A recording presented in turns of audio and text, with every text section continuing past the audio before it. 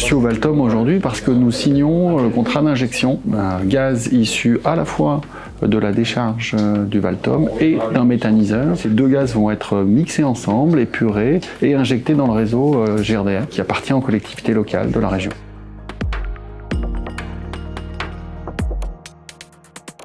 Alors le biogaz, c'est le biogaz qui est issu à la fois ici de la décharge municipale et en même temps du méthaniseur qui est intégré. Ce biogaz va être épuré, il va être odorisé pour être injecté et devenir du biométhane.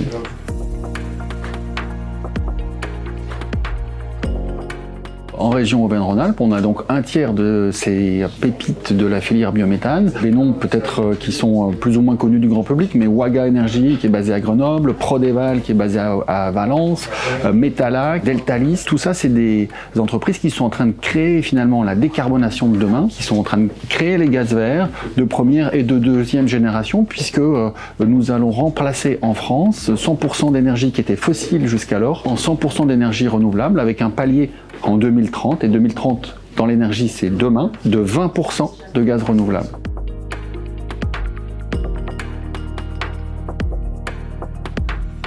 Aujourd'hui, on est sur une très forte dynamique. Quelques chiffres, un méthaniseur couplé au réseau GRDF en 2010. Aujourd'hui, c'est plus de 500 à l'échelle nationale. Le gaz vert représente 2 millions de logements chauffés au gaz, donc on est sur une forte dynamique.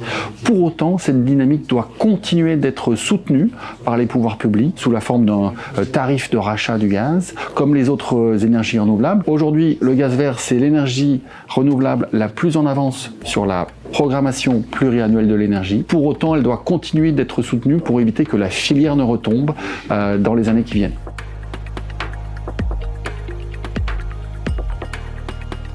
Aujourd'hui, sur la partie mobilité, le choix qui a été retenu, c'est de développer plutôt le bio-GNV, donc du biogaz, du biométhane pour l'usage des véhicules, sur la partie transport de marchandises et transport lourd, plutôt que sur le véhicule individuel, qui lui est en train de basculer petit à petit à l'électrique.